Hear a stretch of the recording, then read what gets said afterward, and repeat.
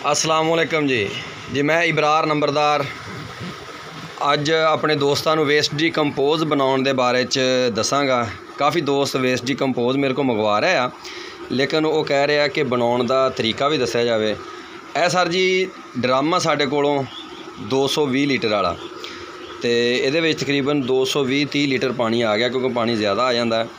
तो यह असी फुल भरिया हुआ है, ठीक है। यह इत्थों का तो यह सादा पानी है जी। हुण तो यह साढ़े कोलों वेस्ट डिकंपोज है।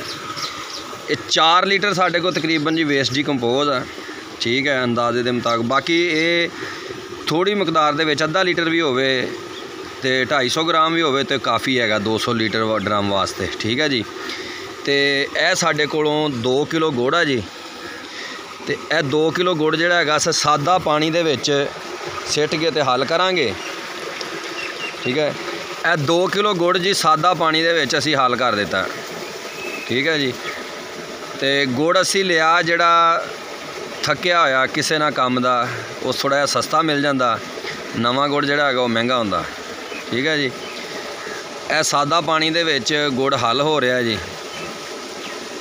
ये हल करके तो इनू उस ड्रम दे विच जिहड़ा जिहदे विच वेस्ट डिकंपोज तैयार करना ये उहदे विच सिट दिता जाएगा।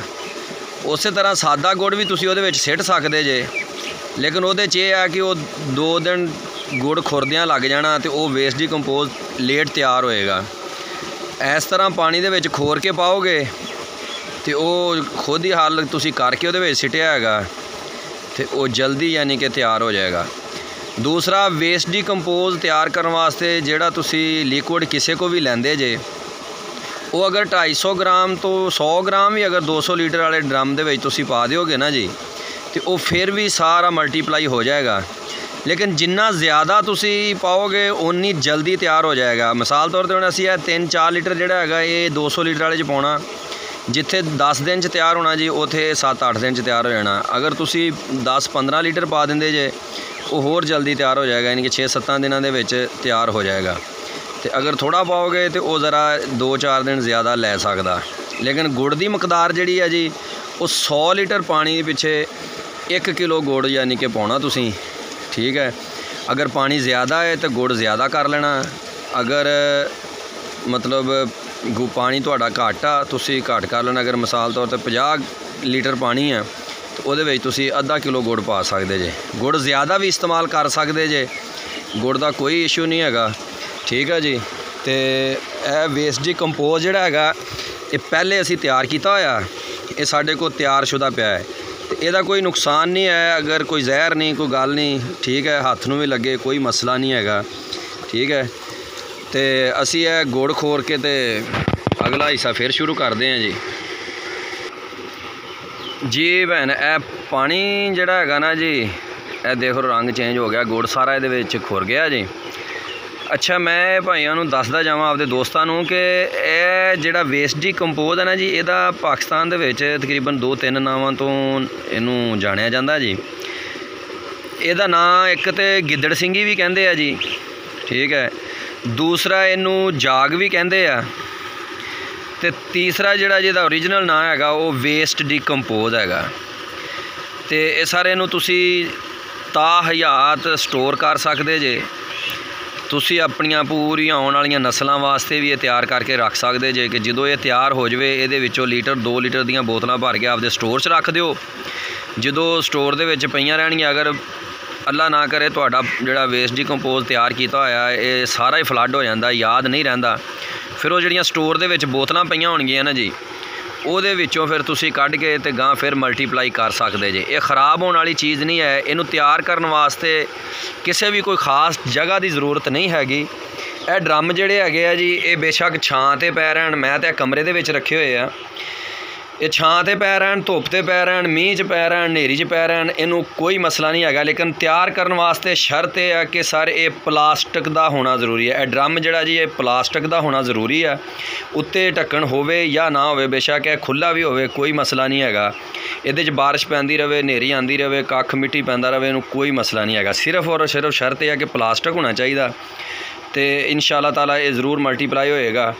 ਤੇ ਫਿਰ ਇਹਦੇ ਤੋਂ ਅੱਗੇ ਮਾਈਕਰੋ ਨਿਊਟ੍ਰੀਐਂਟਸ ਤਿਆਰ ਹੋਣਗੇ ਇਸ ਵੇਸਟ ਡੀਕੰਪੋਜ਼ ਦੇ ਤਿਆਰਸ਼ੁਦਾ ਪਾਣੀ ਨਾਲ। ਉਹ ਇਨਸ਼ਾਅੱਲਾ ਤਾਲਾ ਅਗਲੀ ਵੀਡੀਓ 'ਚ ਦੱਸਾਂਗੇ। ਅਗਰ ਉਹ ਇਸੇ ਤੇ ਦੱਸਿਆ ਤਾਂ ਵੀਡੀਓ ਲੰਮੀ ਹੋ ਸਾਣੀ ਹੈ, ਤੇ ਉਹ ਅਗਲੀ ਵੀਡੀਓ ਦੇ ਵਿੱਚ ਇਨਸ਼ਾਅੱਲਾ ਦੱਸਾਂਗੇ ਕਿ ਵੇਸਟ ਡੀਕੰਪੋਜ਼ ਜਦੋਂ ਤਿਆਰ ਹੋ ਜਾਂਦਾ ਉਸ ਤੋਂ ਬਾਅਦ ਮਾਈਕਰੋ ਨਿਊਟ੍ਰੀਐਂਟਸ ਜਿਹੜੇ ਤਿਆਰ ਕਿਸ ਤਰ੍ਹਾਂ ਹੁੰਦੇ ਹੈ। ਇਹ ਸਰ ਜੀ ਸਾਡਾ ਗੁੜ ਵਾਲਾ ਪਾਣੀ ਜਿਹੜਾ ਤਿਆਰ ਹੋ ਚੁੱਕਿਆ ਹੈ, ਤੇ ਹੁਣ ਅਸੀਂ ਤੁਹਾਡੇ ਸਾਹਮਣੇ ਇਹਨੂੰ ਇਹਦੇ ਵਿੱਚ ਸਿੱਟਾਂਗੇ। ਇਹ ਸਰ ਜੀ ਸਾਦਾ ਪਾਣੀ ਤੇ 2 ਕਿਲੋ ਗੁੜ ਵਾਲਾ ਪਾਣੀ ਇਹਦੇ ਵਿੱਚ ਸਿੱਟਿਆ ਜਾ ਰਿਹਾ ਜੀ, ਠੀਕ ਹੈ। ਤੇ ਇਹ ਸਰ ਜੀ ਨਾਲ ਹੀ ਵੇਸਟ ਡੀਕੰਪੋਜ਼ ਵਾਲਾ ਪਾਣੀ ਜਿਹੜਾ ਹੈਗਾ ਇਹ ਵੀ ਵਿੱਚ ਸਿੱਟਿਆ ਜਾ ਰਿਹਾ ਹੈ। ਇਹ ਸਰ ਜੀ 3 ਚੀਜ਼ਾਂ ਮਿਲਾਈਆਂ ਗਈਆਂ, ਸਾਦਾ ਪਾਣੀ, ਗੁੜ ਤੇ ਵੇਸਟ ਡੀਕੰਪੋਜ਼। ਇਹਨੂੰ ਹੁਣ ਲੱਕੜੀ ਦੇ ਮਦਦ ਦੇ ਨਾਲ ਇਹਨੂੰ ਜੀ ਅੱਛੀ ਤਰ੍ਹਾਂ ਹਿਲਾਇਆ ਜਾਏਗਾ। ਤੇ ਇਸ ਤਰ੍ਹਾਂ ਹਿਲਾਣਾ ਜੀ ਕਿ ਇਹ ਪਾਣੀ ਜਿਹੜਾ ਤਿੰਨੇ ਚੀਜ਼ਾਂ ਇੱਕ ਜਾਨ ਹੋ ਜਾਣ, ਯਾਨੀ ਕਿ ਚੰਗੀ ਤਰ੍ਹਾਂ ਹੱਲ ਹੋ ਜਾਣ ਵਿੱਚ।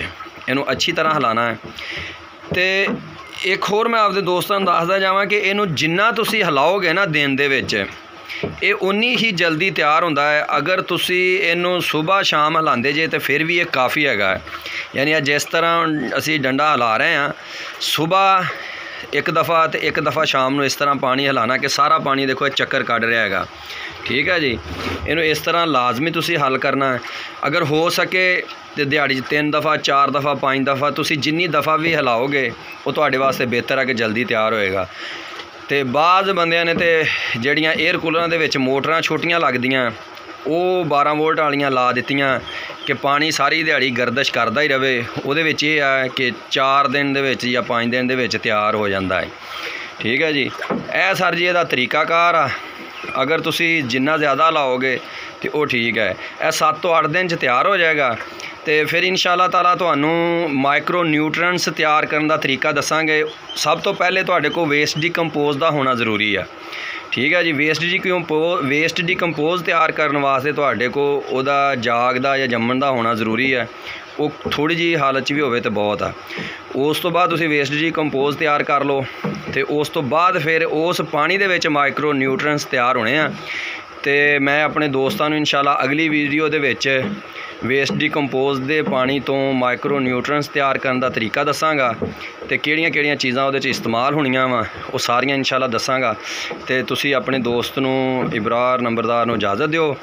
ਤੇ ਇਸ ਤੋਂ ਪਹਿਲੇ ਤੁਸੀਂ ਇਬਰਾਰ ਨੰਬਰਦਾਰ ਦਾ ਚੈਨਲ ਸਬਸਕ੍ਰਾਈਬ ਕਰ ਲਓ ਤੇ ਬੈਲ ਆਈਕਨ ਦਾ ਬਟਨ ਵੀ ਦਬਾ ਲਓ ਕਿ ਅਗਲੀ ਆਉਣ ਵਾਲੀ ਵੀਡੀਓ ਜਿਹੜੀ ਹੈਗੀ ਉਹ ਮੇਰੇ ਦੋਸਤਾਂ ਤੱਕ ਪਹੁੰਚਦੀ ਰਹੇ।